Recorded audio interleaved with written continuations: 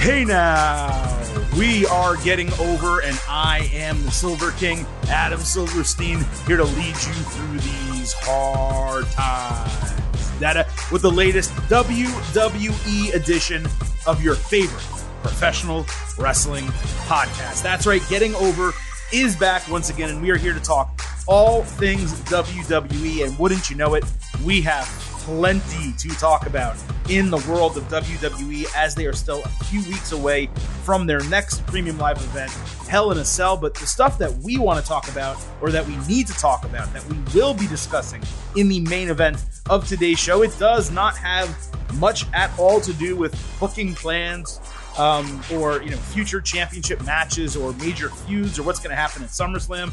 No, it is very much behind the scenes stuff involving Sasha Banks, Naomi, and Roman Reigns. So yes, three of perhaps the most popular superstars in the company will be featured in our main event. I'm not here to give you a countdown like Raw, so you know when Cody Rhodes is going to appear, but you can look for all of that to be covered momentarily here on this show. Before we get into that, before I welcome my co-host, Vintage Chris Vanini, I do need to remind you that this podcast and every episode of this podcast is all about Defy.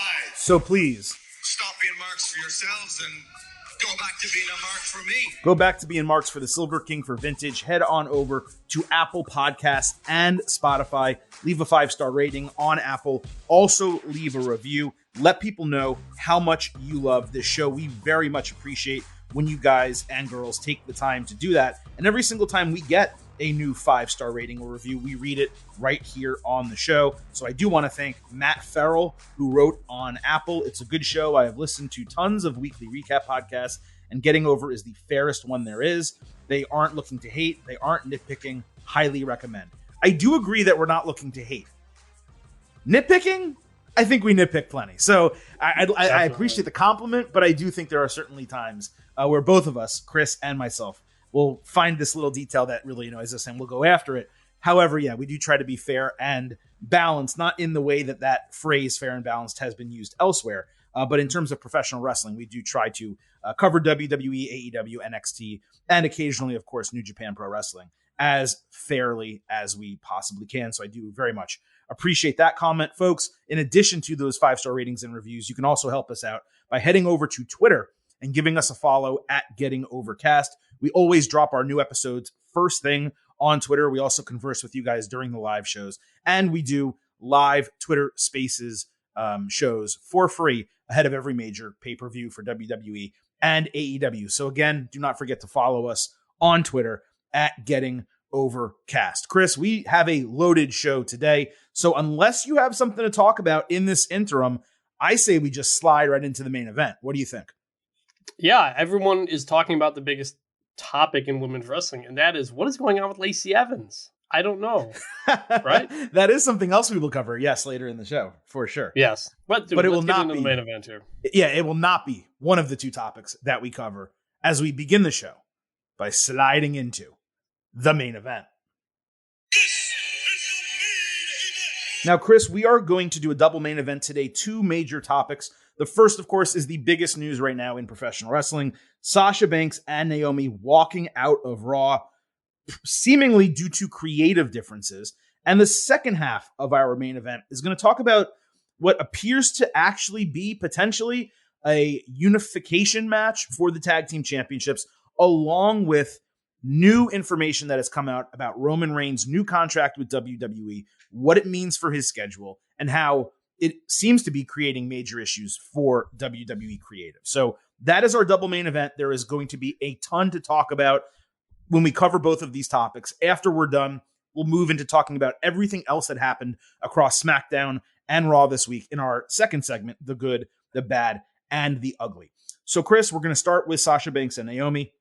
The first hour of Raw on Monday, and I'm going to deliver this to all of you as it happened in my life, right? Like the Silver King sitting down to watch Raw, seeing things transpire both on television and on the internet. That is how I think we need to kind of go about talking about this entire thing. The first hour of Raw on Monday, because of this, was extremely strange because WWE goes ahead and announces a main event for the show, and then changes it 45 minutes later, all to determine a number one contender for Bianca Belair's women's championship. Now, we're going to get to that very shortly because I want to get past what happened on SmackDown, and I also want us to discuss everything, like I said, sequentially as it went down Monday night. So very briefly and quickly, on SmackDown, we had a women's tag team championship match, Boss and Glow defending against Natalya and Shayna Baszler. The heels got caught cheating using the ropes on a fall. Naomi hit a great springboard flying knee.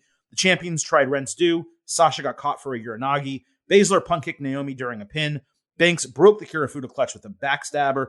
Natalya tried a sharpshooter, but Naomi rolled her over for a small package and the win in 9 minutes. Given that there was just a pinning combination earlier in the show in what was a Ronda Rousey Raquel Rodriguez match that we'll talk about later, I didn't see why they would have new champions who were defending their championships and couldn't have just won with their finisher. It didn't make any sense to me. But other than that, I didn't have any complaints. I didn't think it was a particularly fun match, but nothing that happened Friday night was bothersome whatsoever regarding this match. No, I didn't even really have any notes written down about it. It was just pretty straightforward in what it was. So no complaints really. Right. So coming out of that, there's no indication, no inclination that anything is necessarily wrong. So Raw on Monday night starts with an announcement of multiple segments on the show. You had Jimmy Smith, Corey Graves, and Byron Saxton standing like right next to the cage, running down the match card, which I thought was a pleasant surprise. I enjoyed it. The cage was in the ring. You were telling people stay tuned immediately for this big match.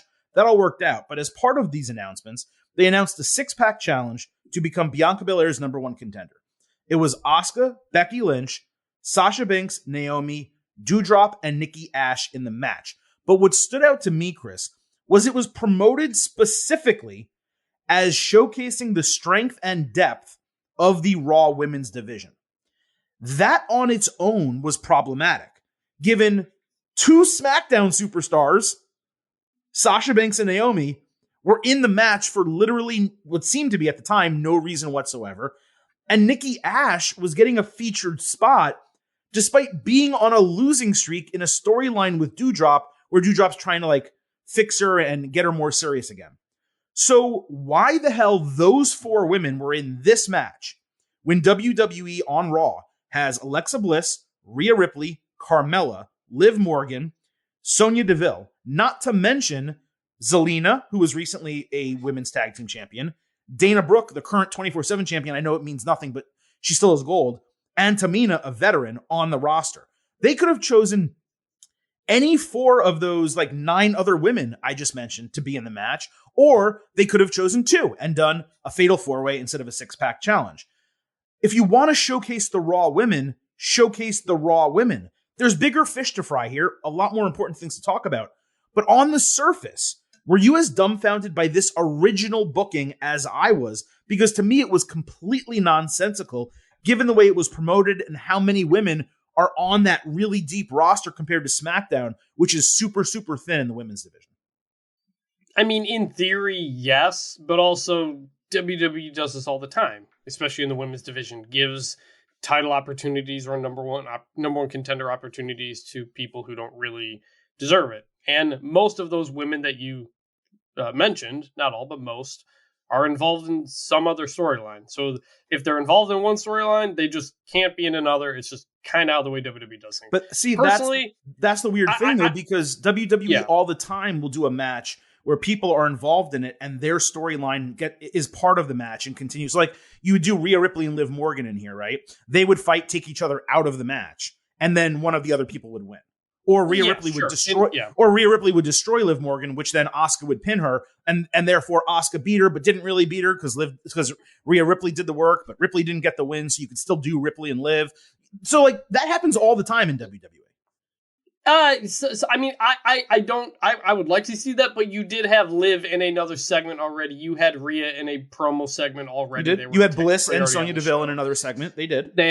So like they were technically busy. Again, I'm not agreeing with it. I'm not surprised that WWE did with it. As for the tag team champs being SmackDown superstars, you and I have kind of gone back and forth on this a number of times. Personally, I don't mind it because the idea is that the tag team titles float, so you can go to one or the other. I know it's only for tag team purposes, personally, I didn't mind that part of it. So I didn't mind it during the pandemic, like when they were in the Performance Center and they needed people and they needed stars on every show. It made sense. And when they do a singles match to promote a forthcoming tag team championship match, I don't mind that either when the champions do that. But to be in a Raw #1 contendership match, when they're talking about the strength of the Raw women's division, to have two people who clearly are not in that division, period, in the match. Now, there was a reason for it that we're going to get to, but it didn't make any sense there for that to happen, as far as I was concerned. But let's actually get to the big story. So, and this is going to take a little bit because I need to really break everything down, but Chris, you're going to get in, I promise, to say your piece. So 45 minutes later, Becky tells Adam Pearce that the match can't happen because she saw Sasha and Naomi take their bags and leave the arena. So she wanted to be the #1 contender and just get a rematch with Bianca. Pearce said no, so he made Lynch Asuka one-on-one as the main event. In retrospect, it's clear WWE had to scramble here. But in kayfabe, it's strange that Doudrop and Nikki deserved an opportunity only to have it taken away for no reason whatsoever. But I digress. What's truly wild here is that the Becky Pearce segment backstage was a shoot. And Corey Graves later made 2 comments about Sasha and Naomi usually being the utmost pros, except for tonight unprofessionally walking out of the arena. That was a shoot too, and you can bet that was said live on air on behalf of Vince McMahon. Zero doubt in my mind. So what happened here? Well, the first report that came in was from PW Insider. It said Sasha protested the main event booking, met with McMahon earlier, and left the arena before the show after the creative didn't change, and Naomi walked out with her. That on its face, just hearing that is wild. PW Insider later reported the booking was for Naomi to win and become #1 contender for Bianca Belair's Raw Women's Championship. Now, on its face, that sounds like a good thing, right? Naomi getting elevated into a championship challenger. But the first thought I had, and something that was later revealed in a subsequent report from PW Insider right before we came on the show, is that the creative was for Naomi to pin Sasha in the match. This despite Nikki Ash and Doudrop being there. That would have been unnecessary and completely objectionable. I think we can probably agree on that. And then, as we're trying to digest all of this news that's coming out, WWE released a statement, like a full press release statement during the Raw broadcast, which is exceptionally strange on its own, but even stranger when you consider the contents of it, which I'm going to read to you right now. This is all verbatim. When Sasha Banks and Naomi arrived at the arena this afternoon, they were informed of their participation in the main event of tonight's Monday Night Raw. During the broadcast, they walked into WWE Head of Talent Relations John Laurinaitis' office with their suitcases in hand, placed their tag team championship belts on his desk, by the way, belts in a press release from WWE, and walked out. They claimed they weren't respected enough as tag team champions, and even though they had 8 hours to rehearse and construct their match, they claimed they were uncomfortable in the ring with 2 of their opponents, even though they had matches with those individuals in the past with no consequence. Monday Night Raw is a scripted live TV show whose characters are expected to perform the requirements of their contract. We regret we were unable to deliver as advertised tonight's main event. Now, there is what could potentially be another side of this story from someone who posted a thread on Twitter. That person is presumably close with Naomi, but absolutely no one has confirmed like who this person is if what they said is legitimate. So I'm not going to read it verbatim, but I am going to shorthand it because a lot of it did seem to get confirmed right before we got on the air today. To shorthand it, the claims from this person is that the tag team division hadn't been handled well. No shit. And WWE was going to put both Naomi against Bianca Belair and Sasha against Ronda Rousey in singles championship matches to help get the champions, Belair and Rousey, and their titles more over. They didn't like that. Producers got mad at them for voicing their displeasure multiple times, and then they walked out of the arena. PW Insider this morning did report something similar, saying the anger kind of all stemmed from the tag team championships not being treated as important and basically being put on the back burner for these singles feuds. The idea being these matches would happen at Hell in a Cell, and the tag team championships would kind of just be on their shoulders, probably until Money in the Bank. That, until there was a feud set for Money in the Bank. I want to focus on the statement from WWE because it's wild no matter what way you look at it. Like if you look at it as this is exactly what happened, I trust WWE, or if you look at it as, well, parts of this are probably true, but maybe parts of this are exaggerated. No matter which way you look at it, it's crazy.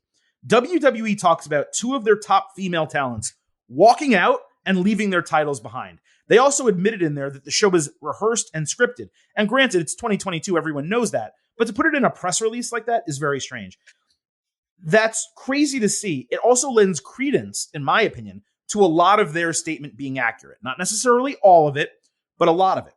It's one thing, in my opinion, Chris, to voice your displeasure at a job and protest, but do what you're being asked anyway.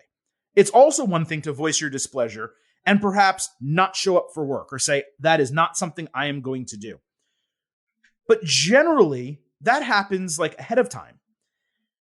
If they got there 8 hours earlier and knew this is something that was happening or could happen later in the show, you kind of need to be in a position to say, well, we're not going to do that. So we're either going to leave for the day or change it.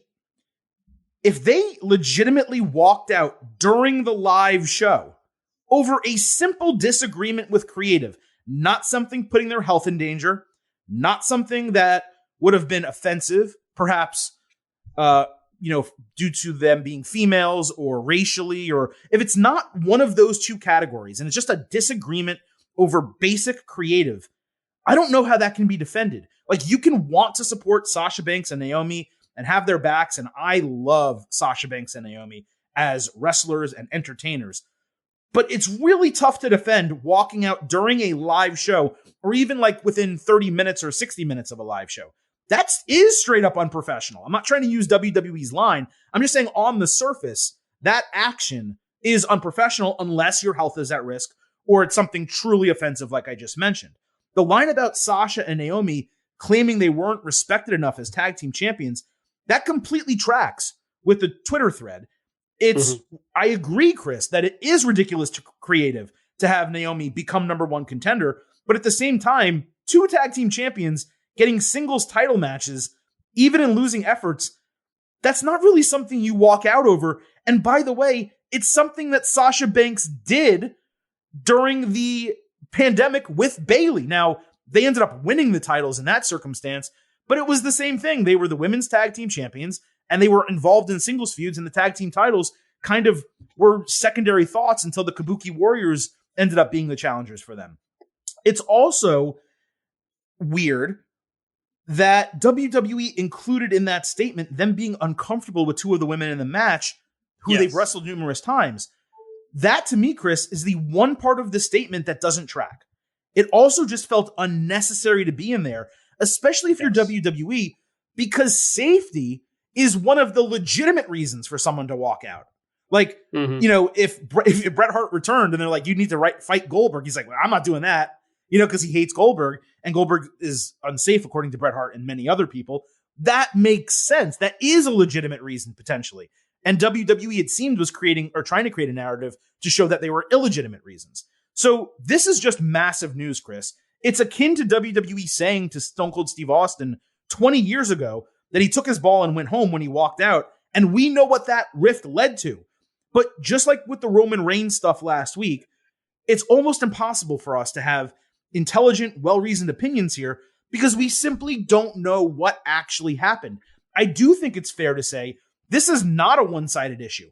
I can agree with Sasha Banks and Naomi on some of this, and I can agree with WWE on some of this, because walking out live during a show over what appears to be minor, in my opinion, creative differences, that is not good. That is not what you would want one of your talents and two of your biggest talents that people love to do. So the truth and the quote-unquote blame is probably somewhere in the middle. It was probably bad creative.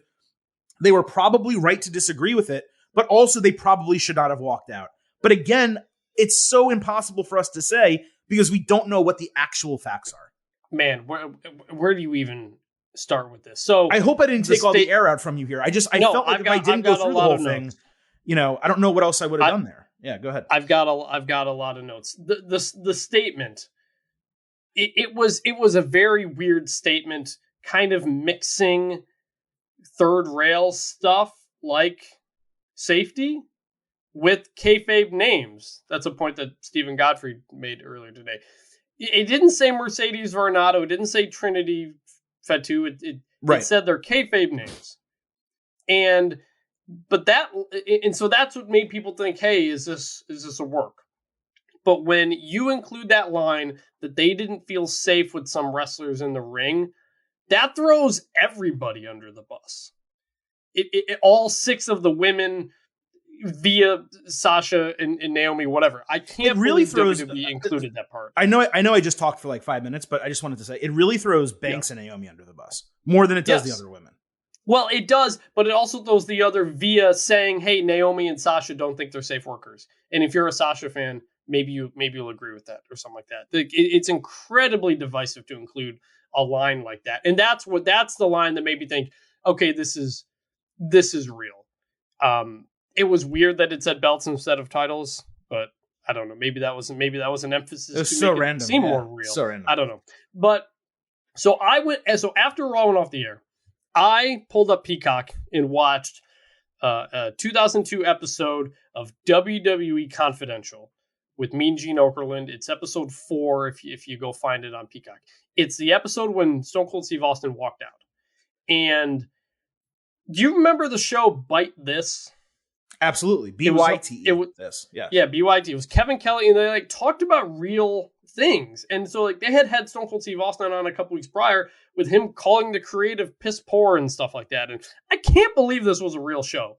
I was out of wrestling. I got out of wrestling in late 2001, so I didn't really catch this the first time it went around. I can't believe this was a real show. It would be nuts if this was a thing that was still going on. They were basically doing real life dirt sheet type shoot interviews on a WWE product. Mm-hmm. It was crazy.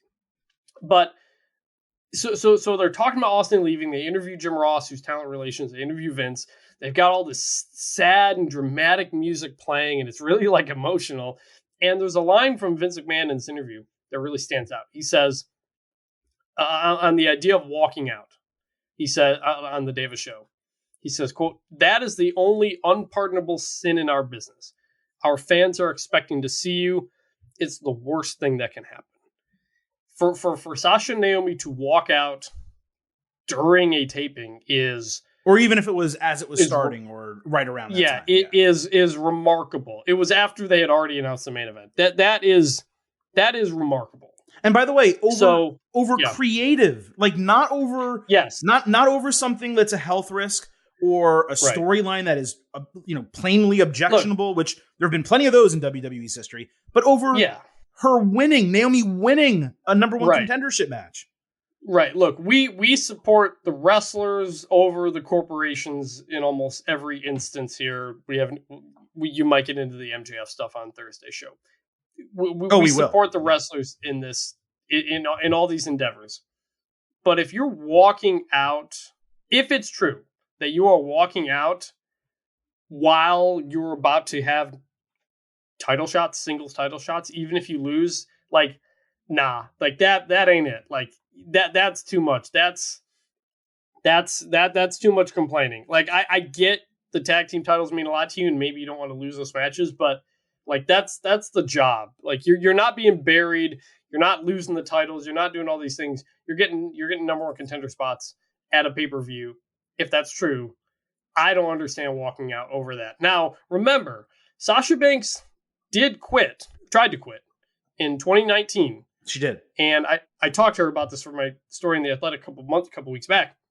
It was right after they had the tag team titles, which were pretty new, early 2019. Her and Bayley win the titles. Sasha had tried to hide a dislocated shoulder injury from WWE because she really wanted these titles to happen, and she wanted her and Bayley to be the ones to get them. They get them. 2 months later, they lose them at WrestleMania. Reportedly at the time, Vince was a last-minute change, took the titles off of them. Sasha, a mix of frustration with that, depression, and a lot of things, she tried to quit. She walked to Vince and set him out. He said, take 30 days. Ended up being a few months. So the tag team titles mean a hell of a lot to Sasha Banks. Absolutely. And the creative around the women's tag team titles has been terrible almost the entire time, except maybe generally when Sasha has them. WWE has done nothing really to develop, promote Sasha and Naomi as a team, other than just they have some matches. I disagree with that. I disagree that they don't promote them as a team. They've promoted them very well as a team. But they don't build them. They haven't built the division around them. Correct. There's no stories really going on other than like a couple people beat a couple people. Correct. Up. They're not elevating these titles. These titles have been treated like crap the whole time. Sasha on her social media has been promoting the hell out of her and Naomi and the tag team titles, trying to make these things a big deal. So if she's upset that the tag titles aren't being taken seriously, that's very real because they're not. But it's also nothing new. And it's not something I think getting singles title shots over worth walking out. I mean, it's like WWE, and again, they've done this so many times. They see the women's tag team champions, usually, as other top women in the company that they want to feature and put on shows. The creative is bad. Like, there's no disagreement that when you have this many people, this many women on your roster, to many times only have the only tag team be the champions and have to create tag teams just for major events like WrestleMania, just so you can have tag team matches and then break them up immediately after. There's really no defending the creative around the women's tag team championships. When you have, I was almost called her Casey Catanzaro, but Katana Chance and Kaden Carter down in NXT, a ready set women's tag team that you won't call up to the main roster. When you have tons of women around in WWE that you could make into legitimate tag teams long term, so that they could compete in this division and succeed. And they just don't do it. Or when they do it and people actually start liking a team, Rhea Ripley and Liv Morgan, you say, holy shit, that works really well. And they're super over. They break them up. Now that was for a storyline reason. And they did have plans doing that. So I'm not going to criticize that in particular, but it is a microcosm of a larger issue. The Zelina Vega and Carmella team, the Natalya and Shayna Baszler team, I'm sure they're going to break up very soon. They're just now putting Doudrop and Nikki Ash together when previously neither of them were involved in anything. Nikki was in a try and fail tag team with Rhea Ripley, and which broke up, of course, for similar reasons. So yes, the booking of this division is abhorrent. It truly is terrible. But you don't walk out during a show. What you do is you do what they tell you to do. Now, okay, let me take that back briefly. In most circumstances that aren't involving becoming a number one contender, you do what they tell you to do. And then after the show, you say, I am not going to do anything like that again. I will walk out next time. Like you give an ultimatum or you say, I will not be at the show next week or whatever the case. You do your job and then you say that. The difficulty here and why this may have been slightly different is if they didn't walk out and they did do their job, they would have had no choice but to pretty much go along with what WWE was saying, because Naomi was booked to win. And then they would have booked Sasha Banks to win something, whatever they're going to do Friday on SmackDown to make her number one contender for Ronda Rousey. So I do understand that being a little bit different, but if that's the case, and yes, they do get their creative plans early in the day. And yes, I know WWE frequently changes them. There's all those reports of Vince McMahon tearing up scripts right before time. He doesn't really do that. What he does is he makes incremental changes and moves things around. That's what really happens backstage. So they did know that this was the booking all day. If 3 hours before broadcast, they said, we refuse to do this and walked out, or we will walk out if this isn't changed, I would support them. I would say, you know what? I still don't really love that, but they gave WWE plenty of time to book around it. They made their displeasure heard, whatever. But to do it at any time around a broadcast beginning, after it's begun, any of that type of stuff, it really just is unacceptable. So again, I'm not criticizing them because I don't know that that's factually accurate. I'm not going to criticize WWE on some of the things they said maybe in the press release, because maybe they are factually accurate. The thing about them saying that they didn't feel safe with a couple of the women in the match. We don't know what are facts, what's bullshit, or what is murky, what's somewhere in between both. So really, we're just left at a situation where we can only speculate. And Chris, you mentioned Sasha Banks. The situation in 2019 is one thing. Her entire tenure on the main roster has been peaks and valleys, man. It's been crazy. Like a lot of stuff she couldn't help. Constantly getting injured, not her fault. But she does certainly take a bunch of risks. Supposed to be in the main event of SummerSlam, one of the main event matches of SummerSlam, against Bianca Belair in this huge match that everyone was looking forward to, unable to do it, presumably because of a COVID-19 positive. There, again, everyone, not everyone caught COVID-19, but millions upon millions of people have caught it, so she's not unique. She didn't necessarily do anything wrong in catching it, though there were photos of her out and about ahead of a big event. People weren't happy about it. WWE then had to burn Becky Lynch's return at SummerSlam, and then all of a sudden we had the Becky Lynch, Bianca Belair long-term storyline all the way till WrestleMania. All of this as, by the way, she's starting to get some mainstream success with Star Wars. She's repping the company well and frequently front and center in their promotions, and is actively one of the best women's wrestlers in the world. Stranger things have happened in wrestling, but it's kind of tough to see how this gets resolved with her, just because of how many times things have happened. But then again, as you said, they called them by their names in the press release, and this is easily something that could be turned into a storyline if WWE wanted to and if they were willing. But yes. I also don't think if that isn't resolved, I don't see why WWE would release her, because she would just sign with AEW with a ton of momentum in her sales in 90 days and would be a massive, massive star for that division, one that badly, badly needs a star. I'm not sure she would move the needle like Punk, but I could see her being a catalyst to get them regularly over 1 million, like weekly. Naomi is extremely, extremely popular. She probably wouldn't move the needle the same way unless she was alongside Banks, and it's far more likely that she could smooth things over with WWE, given her connections, but she also has a fan base in her own right. Together, this is not lost on me also, Chris. Combined and separate, they are two of the most popular minorities in this entire company, female or male. I just cannot get over the craziness of this situation. From them walking out, to WWE mentioning it on air, to WWE putting out a pretty specific, somewhat inflammatory press release. This whole thing is just an absolutely crazy situation. WWE is absolutely not going to release them for all the reasons that you said. They don't release the people that they don't even use and that want to get out. There's no chance they're letting Sasha Banks and Naomi walk. And look, Sasha Banks doesn't need wrestling. Like she has gotten a lot of mainstream attention in other ways and can certainly build upon that if she wasn't doing wrestling. When she filmed Mandalorian, she was doing it around the SmackDown schedule. Like, she didn't even take time off for wrestling for it.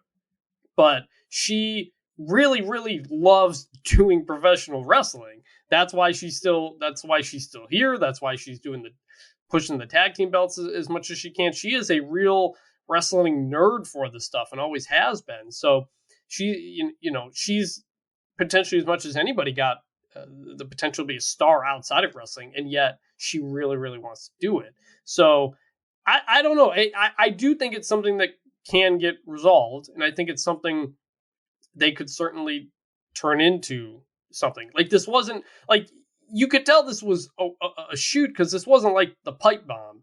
This wasn't like, they didn't show Sasha and Naomi walking out. They didn't really make it into a storyline. They just made a couple of comments on air.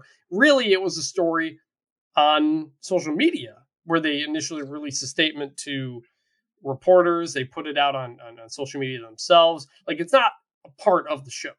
So that's why you could tell it was different than something like the pipe bomb. The last time something major happened and people wondered if it was real or not. So yeah, I don't know. I mean, I could see this getting resolved by Friday, by SmackDown, possibly. I could see this dragging out for a long time. I don't really know, mostly because I'm shocked that there would be a walk-off to begin with, right? Over it's something so crazy. Like that. I know. So it's just so wild to contemplate. And I mean, Sasha Banks particularly walking out is not a surprise, because obviously she did it before. But with her return, the way she's been booked and treated, she hasn't been booked amazing, but she's been respected. And, she's one of the top women in the company. Again, she's frontward facing for so many things that they try to do. It was just so shocking to see it happen, and to see it happen live during a show with plans changing on the fly. The whole thing was crazy. So, Chris, is there anything else that you want to say regarding this? Any other ways that we can address this? Or do you think we just move on at this point? I want to make sure that you get to say your entire piece. Because I really don't know that there's much else for us to say, given we don't know the facts. Like, we can only speculate. Yeah, and lastly, Sasha's gotten all the attention, but I'm honestly most surprised at Naomi walking out over this, especially if she was the one who's going to win the match. Now, again, we don't know, but maybe it was the two of them decided to do it together, or Sasha wanted to walk out, and Naomi wanted to support her friend. That's an incredible bond of friendship right there for Naomi to walk out. Well, of a match I do she think was going to probably win and get a singles match for a title at a pay-per-view that she does not normally get. Like she's walking away from a lot more opportunity here than Sasha is, and that takes a lot of guts. I do think that a couple things could have happened. Most reports are that they did it together, by the way. Not that she followed her or supported her, but that they walked out together. Yeah. Well, I mean, talking about it before they made the decision. Right. That they commiserated and then both decided to walk out. That's what most of the reporting is on it. I do think that there could be something to it where, look, Naomi knows what she has. Like I'm not saying she has carte blanche necessarily, but she has the connection to the Inoue family and to Roman Reigns and the Usos. So she probably feels like she has a little bit a little bit of sway, right? Where she can kind of say, well, it's not just Sasha saying, it's me saying it. And if you're not going to listen to either of us, then we're walking. And maybe she overplayed her hand a little bit. I don't know. I mean, I don't think so. If you asked me right now, this is the last thing that we can say, and then we'll move on. If I had to ask you right now, Chris, and I'll let you go first, and then I'll go second. What happens in the future? Do Sasha Banks and Naomi remain with WWE and return to television, whether it's this week or next week, or in the future, inside the next 30 days, let's say? Does one or both of them get released, or does one or both of them just not appear on TV until their contracts are over? Which of the three do you think is most likely to happen? I think it's most likely they come back and get this right. And obviously you have to change storylines and figure it out from there. Maybe they lean into it, maybe they don't. I don't know, but I think they're back with WWE within 30 days. I think so too. Yep, I agree with you on that. I could see Hell in a Cell playing out without them being on TV, and then them coming back with a storyline that they walked out and developing it into a feud for what's a pay-per-view? Money in the Bank. Yeah. I mean, and unrelated, but talking about unsafe workers, I mentioned the Sasha Banks injury that she suffered in 2019. That was from Ronda Rousey, who wasn't even in this match, and who she potentially would have fought in the title match. I don't know if that played into anything or not, but it may have been that. Yeah. That's what it may have been, by the way. Not saying Ronda's unsafe. Ronda Rousey, we don't know that to be the case. I don't think I've ever heard that necessarily about her, but it may not have been women who were in this match. It may have been people that they would have been fighting on over the next 3 or 4 weeks, getting into and after Hell in a Cell. So maybe it was Rousey. That's very good. That's a very good point. Yeah, maybe Sasha doesn't want to fight Ronda. I don't know. All I know is that they need to bring back Bite This. That's what I real quick before we move on to the Roman Reigns and the Usos, the Bloodline side of this, there was a number one contendership match on the show that we got to talk about. Asuka versus Becky Lynch in the main event. Belair joined for commentary. Great back and forth action. The women looked equally strong in the match. Asuka countered a Becky attack into an armbar, but she rolled into the ropes. Lynch taunted Belair at ringside and then threw Asuka into her. Then she put a boot into Belair's face, which led to the referee getting distracted. Becky grabbed Asuka's umbrella, but got green misted in the face, and then took a roundhouse kick with Asuka covering for the 1-2-3. I thought it was a really fun match. 3.5 stars and a B. Perfect finish to keep Becky strong and make the most out of a really bad situation with Asuka challenging for the title. Lynch also sold the spray like death when Raw went off the air, like crying into the camera. I presume this is going to lead to a schmaz finish at Hell in a Cell, possibly a triple threat at Money in the Bank or something like that. Either way, they all deserve credit for delivering a worthy main event in about 15 minutes that kept everyone strong and didn't really give anything away either in a Lynch-Asuka feud or a triple threat if that's what ends up happening. I could totally see them going from this to a triple threat at Money in the Bank, and then by the time SummerSlam rolls around, we have Becky Lynch and Asuka one-on-one and Belair fighting someone else for the championship. So maybe even Lacey Evans, potentially. We'll talk about that later. But I thought they did a really good job. From what I understand, a good portion of that match was called on the fly. They're, of course, two of the best women's wrestlers in the company and two of the most experienced as well. So the fact that they were able to put a main event of that caliber together, have it make sense with a really good finish, I did find it to be very impressive from both of them. Kudos to Becky Lynch and Asuka. Yep, and it's a sign of how much they trust those two as well to do that. And there was the PW Insider reported that it may have been Becky's idea to cut that backstage interview with Adam Pearce to make up for Sasha and Naomi leaving. We know how Becky reacted to the Charlotte Flair toss the title thing, that happened back in the fall. So seems like Becky's been somebody who knows how to adjust on the fly to these things. And yeah, credit to them for a great match. Becky losing via mist when she was trying to hit it with the umbrella. Turnabout's fair play. Makes sense. Boom, boom, boom. Everybody looks good. And again, it's a credit to them that they trusted them to not only put the match together, but continue to give them the main event and highlight them like they did. One last thing before we get out of here. I did forget this because I took a note and I didn't get a chance to say it. There are only so many people in WWE who basically have an open door policy with Vince McMahon, right?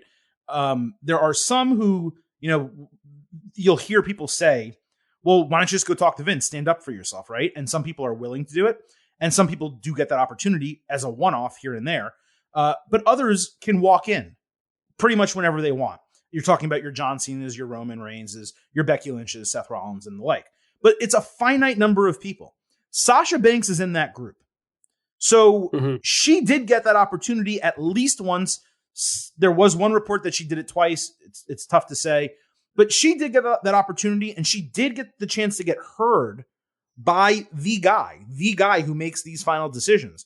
So it's not like they were screaming into an ether here, or they're screaming and no one's listening to them. No one's considering what they wanted. In every report about this, not counting WWE's press release, but PW Insider, Fightful Select, everywhere else, Vince McMahon heard out their concerns, maybe tweaked a couple things, maybe didn't, but they got the opportunity to say their piece.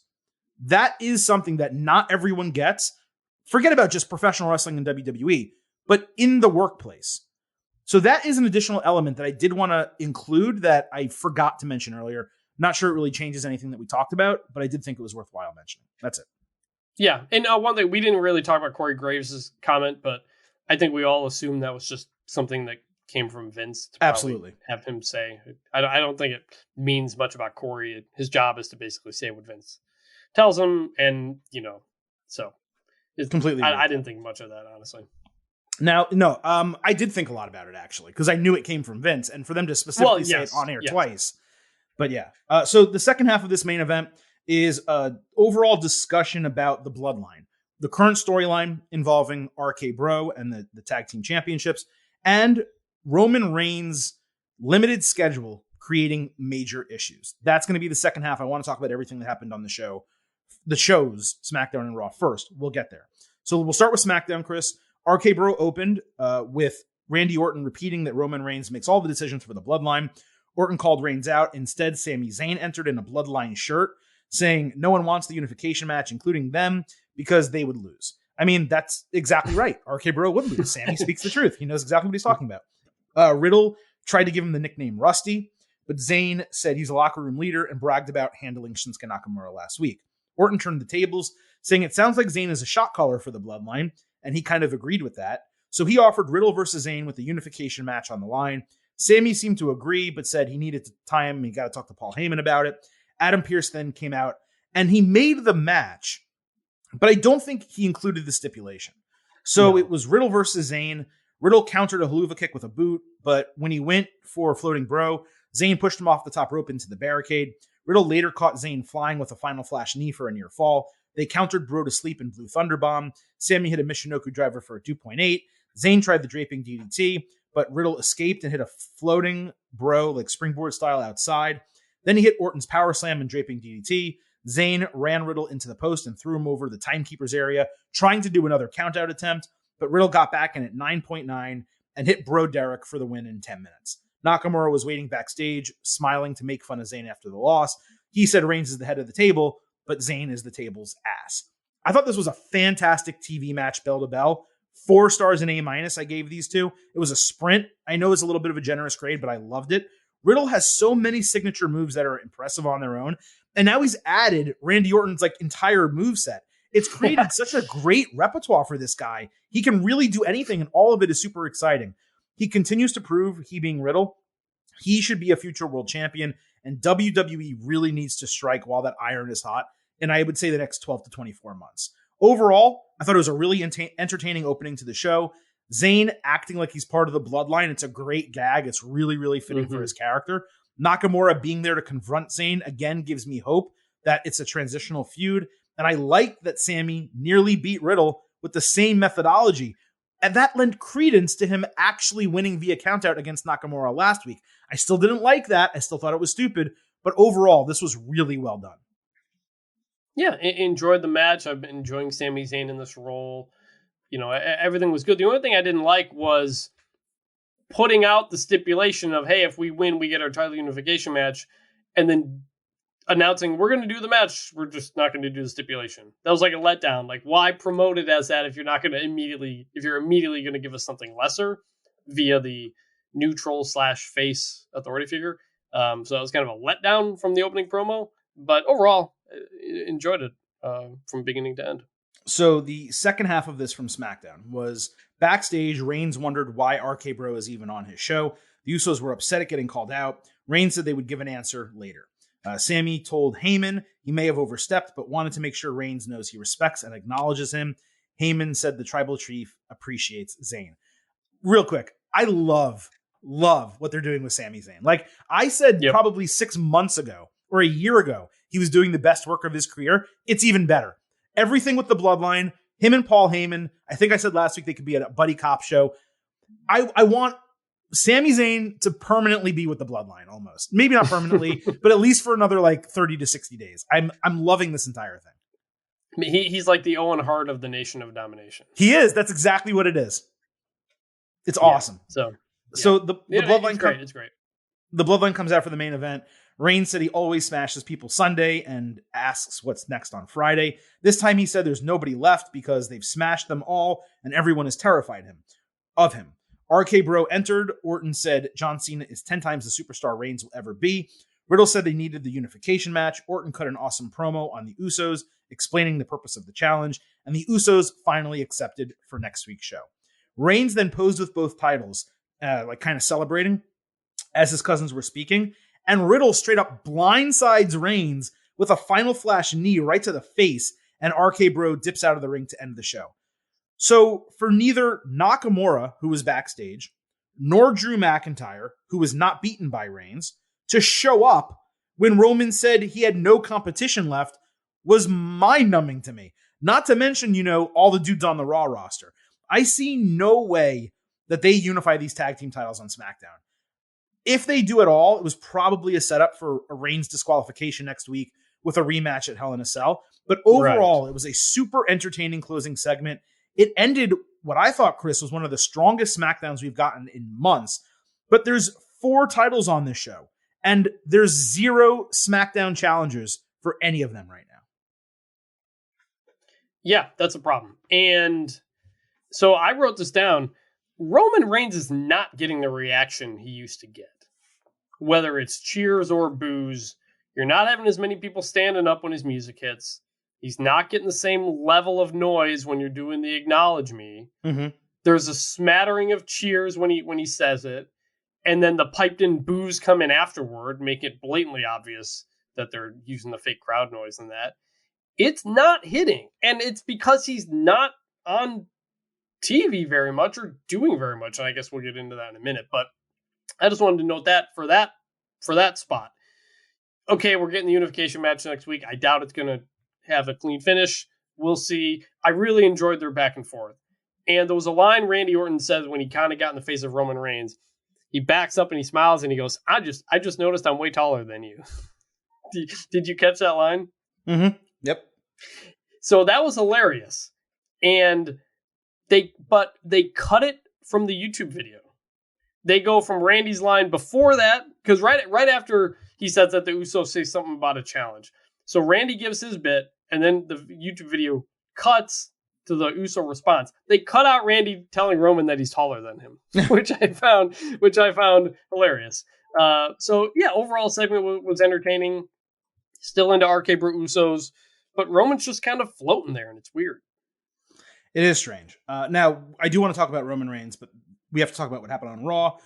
Yes. Riddle fought Jimmy Uso. I swear we've seen this match like 4 or 5 times. Riddle kicked out after a pop-up Samoan drop. He tried for an avalanche RKO, but Jimmy pushed him down. Jay pulled Riddle off the top rope later behind the referee's back. The ref caught him assisting Jimmy with a pinning attempt, ejected him from ringside. Riddle then caught Jimmy on an inside cradle for the win to a big reaction. The match was surprisingly kind of rough. Orton wasn't even there. And now Riddle has gotten up on the bloodline on 2 straight shows, which probably tells you all you need to know if there is a real finish in the unification match on Friday. Riddle later cut a promo in a smoky room with colored lights. He gave the 420 line again, so they're really leaning into the marijuana aspect of Riddle's character, which I never expected the WWE would do. The Usos also cut a short promo back at RK Bro, promoting the title match for SmackDown. So really, there was nothing to chew on from Raw, at least as far as I'm concerned. But I do need to say, the best case scenario for me at this point is the feud ending on SmackDown. Hopefully in a double DQ or a one-way DQ, or something happens where these titles are not unified. I just don't understand the push to unify them, the idea of it being a 2-month storyline, Roman Reigns not having any challengers. The whole thing to me is just really frustrating. Yeah, no, I mean, we talked about it plenty. I don't like the unification of titles. I don't see how it helps anything. And the way the Roman unification has gone has proven that out. So I'm kind of surprised that they're moving forward with another unification when the other one is clearly not doing much.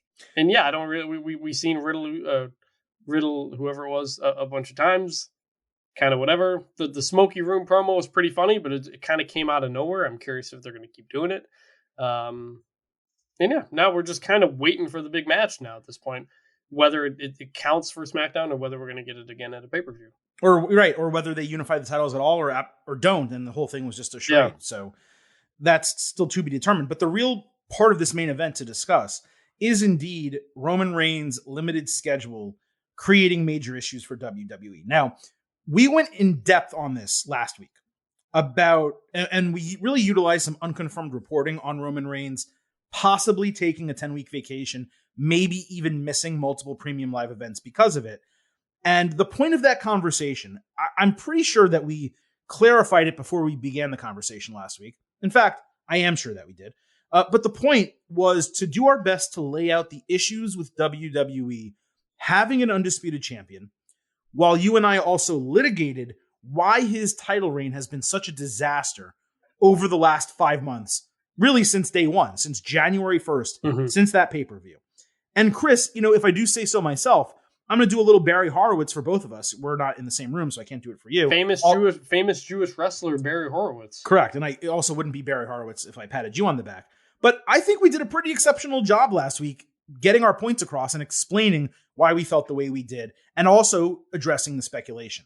But as we noted last week, saying that the reports are basically incomplete, I do want to briefly revisit the conversation because we do have what I believe to be what I would say more accurate information as of right now. And that is, according to Dave Meltzer of the Wrestling Observer newsletter, that Roman Reigns signed a new contract that has him, quote unquote, cutting way back on his dates.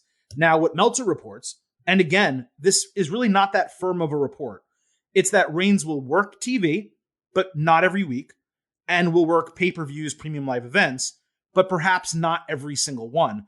This coming along with a drastically lighter house show schedule, presumably only doing the biggest dates like MSG and some of those really, really big shows. Reigns has already been pulled for advertising from Hell in a Cell. Meltzer reports he will not be on that card, which means he will not have defended his new undisputed championship. Forget this, Chris, 90 days until Money in the Bank on July 2nd, unless there's some random TV title defense in between, which I highly doubt. Not only is that completely absurd on its face, but it speaks to everything that we said last week about the terrible decision of forcing an undisputed championship into existence when it was completely unnecessary. It hurt the WrestleMania card. It is actively hurting Raw to not have a champion. And now it's actively hurting their non-stadium pay-per-views where no men's world championship is going to be defended for the second straight month. And that's really all there is to say about it. Like, good for Reigns getting reduced dates, good for him getting paid, but the booking has created a really unfortunate situation that WWE is not strong enough creatively to overcome in storylines. You cannot have one world champion who does not appear on your weekly 3-hour show basically ever, may miss a couple SmackDown dates here and there, and is not defending the championship for a 90-day period from WrestleMania to Money in the Bank. When there are plenty of people on these rosters, both SmackDown and Raw, I almost called it SMAW, SmackDown and Raw, there are plenty of people other than the big names that you're trying to save. Presumably they want to save Drew McIntyre. They probably want to save Cody Rhodes. They probably maybe want to save Bobby Lashley. So you take, and Seth Rollins, you put those 4 guys aside. There are plenty of other people across both of those shows that could challenge Roman Reigns for the championship at these pay-per-views. And they're just not pulling the trigger. And it is really frustrating, and it is actively hurting the product. I don't get it at all. Why would you had a great setup. Why would you unify the titles and then pull that guy back? I don't get it at all. We're going on 2 months of no world title feud. Like, in modern wrestling history, how does that happen? It doesn't happen. It happens with Brock Lesnar. And they're turning Roman Reigns into Brock Lesnar, is what they're doing. Yes, that's exactly what they're doing at a time when he doesn't, like, I don't get it, because you can keep Roman as the champion and pull him back, but for Raw to, like, a world title does not even, like, enter the conversation on Raw anymore outside of a Cody mention here or there. It's just a huge gap in the show, and we've generally thought Raw has been decent for a few months now. Imagine if you had a world title feud on top of that with somebody else. It'd be a great show. I don't get the unification part of this for the purposes of pulling him back. Roman was already the biggest guy in the company. Like, the shows are separate. There's nothing more to say that we didn't say last week. I don't understand the logic behind that. It's so strange the way this all transpired. And again, this is the last thing I'm going to say. We're going to move on. But I mean, you can respond, of course, but we'll move on after this. Roman Reigns got COVID-19. Rather than keep the titles separate at day one, they decided to have Brock Lesnar win the WWE Championship, which was apparently not the booking. Or, I mean, of course wasn't the booking, because he was set to fight Roman Reigns. They had Brock Lesnar win that championship. They traded it back and forth with Bobby Lashley for no good reason whatsoever. But then the storyline they conceived once Roman Reigns got COVID-19 was to unify the championships. It's possible during that time, from then to WrestleMania, or most of the journey from there to WrestleMania, there was not a request from Reigns to A, renegotiate his contract, B, sign a new one, C, cut back on dates, whatever the case might be. So it is possible that they booked themselves into the situation with Roman Reigns on the back end saying, hey, I'm going to work less dates, take it or leave it. And WWE, of course, is going to take it. However, once that happens, you need to then begin developing a storyline to get at least one of those championships off Roman Reigns. Whether it's the Authority forcing him to relinquish one, whether they merge them into a championship and then create another new championship on the back end, restart the lineage, let's say, of the Universal title. You have to do something creatively to ensure that your brands have at least one world champion active at all times. When Brock Lesnar did take the title and go away, there was always another world championship that could main event pay-per-views. Mm-hmm. Now we're thinking about Roman Reigns becoming Brock Lesnar in that vein, but we don't have the championship on pay-per-views. We also on Raw have a lot of really talented men's singles wrestlers in pretty decent feuds. I gotta say, like, you know, the Edge, AJ Styles, Finn Balor, Damian Priest thing, that's taking up 4 big names. You have certainly Seth Rollins and Cody Rhodes. That's 2 big names. Kevin Owens is involved in something, even though it's not main event level. Everyone is working and everyone is really being used, but no one is caring about the championship. They could have put on a tournament for a number 1 contendership. They could eventually set up a fatal 4-way Hell in a Cell match for a number 1 contendership. There are so many things that they could do around the championship without actually utilizing Roman Reigns in the championship. but they're refusing to do any of it. So it is actively hurting the creative product. And again, even though I did think SmackDown was a good show this past week, it's a huge, blatant black hole in WWE creative right now, that there is no championship feud and that the champion is not appearing on one of the two major shows at least one of the two major shows every single week. Yeah, and I'll just end by what I said before, in that Roman Reigns is not getting the same reaction he used to. People are getting bored of this because nothing's happening. And if you want to make him into what Brock Lesnar was, Brock Lesnar would go away for periods of time when he wasn't the champion, come back and win it. So it was a big deal when he showed up. It's not the case with Roman when he's still making every other TV and stuff like that. He's just not doing anything. And yeah, I don't understand this thought process at all as to why you're not going to have an extra champion if you're going to pull back on one of them. I don't know. Yeah, it is certainly strange. It's been a very strange main event. Stranger Things edition of the Getting Over Wrestling podcast. A show, by the way, that I have not seen. I tried watching the first half of the first episode ever and could not get into it. But for some reason, Chris, I'm assuming that you do watch that show. I have not watched it. I didn't get into it at the beginning, and just never kind of got around to it. Now there's a lot to catch up on. I saw the trailer for the new season. Looks good. So yeah, I mean, instead of saying Stranger Things, you could have said Doctor Strange: Multiverse of Madness. Have you seen that? I saw it Friday. Okay, good. Did you see it? We won't do any spoilers here. But, did you see it? I'll just say yes, I saw it. All right. It was all right. 30 to 60 seconds on Doctor Strange. Zero spoilers. Go ahead. It was all right. A lot happened, but in the end, I think it was a bit of a letdown. That's my take. As Baba Booey would say, it was a bit of a stumble. I think it was one of the 3 or 4 worst Marvel movies that I've seen. It was I wouldn't go that far. It was completely convoluted. It was corny in many parts, the dialogue and the storylines. I'll tell you what, very simple. Ever since Endgame and that storyline wrapped up with Iron Man and Thanos and everything like that, this second, universe, I don't know what you call it. The second edition of the MCU, the second phase. Phase 4. It's phase 4? Okay, phase 4. Yes. Whatever this shit is with the multiverse, I don't care. Like, I like the Loki show. That was totally fine on its own as like a separate product. I liked it. Spider-Man, I think it's overrated. I think people loved it because there were so many throwbacks and you had the people show up who showed up in there. Trying not to give spoilers. But even that was a little convoluted. But okay, it was Spider-Man, and Spider-Man can be a little bit cornier. Historically, it is a little bit more of a cornier superhero, the way it's presented. But for this multiverse to now be involved in every single thing that Marvel is doing, it is way too much.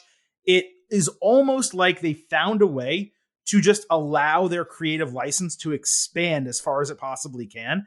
And they're taking advantage of that rather than tell a really strong, concise story with a singular bad guy or that builds up to a singular bad guy. Now, maybe this will, and maybe I'm reacting very early in its ongoing, storytelling.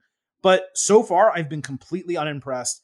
And this Doctor Strange movie, I'm not saying I didn't like it. I enjoyed myself in the theater. It was a good time. But it was one of my least favorite movies from Marvel. And it's one, Marvel, you see movies on TNT, Marvel's there all the time, or on other channels, and you kind of watch them even though you've seen them before. I'll probably never watch this again. I've enjoyed Marvel's pieces of Phase 4, essentially the mid-card, but it's missing that world title feud. There isn't a big bad that we're building to. We don't know what they're doing. It's very much like WWE post-WrestleMania right now.